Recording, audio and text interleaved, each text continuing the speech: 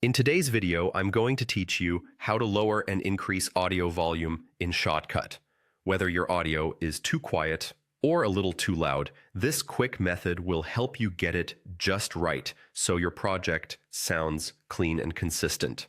Once your project is open and your audio is on the timeline, start by clicking the audio clip you want to adjust. Selecting the clip tells Shotcut exactly which piece of audio you're about to work on, so any changes you make apply only to that selection and not to the rest of your timeline. Next, head over to the Filters panel. This is where Shotcut keeps all the tools that modify your audio or video. With your clip still selected, click the plus icon to add a new filter. In the search box that appears, type gain/volume.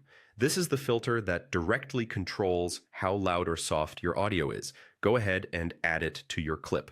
You'll now see a control labeled gain or volume, usually represented by a slider and a numeric value in decibels or dB. Increasing the value makes your audio louder. Decreasing it makes your audio quieter. For subtle adjustments, try moving the slider in small increments and listen as you go.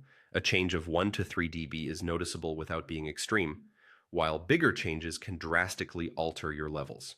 If you prefer precision, click the number and type an exact dB value. Positive numbers boost the volume, negative numbers reduce it. As you adjust, keep an eye on the audio meters. If the meters hit the red and you hear distortion, that means you're clipping and should lower the gain until the peaks sit safely below 0 dB.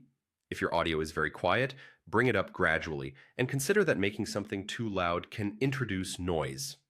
Aim for a balanced, clean sound. To compare your results, toggle the filter on and off to hear the before and after.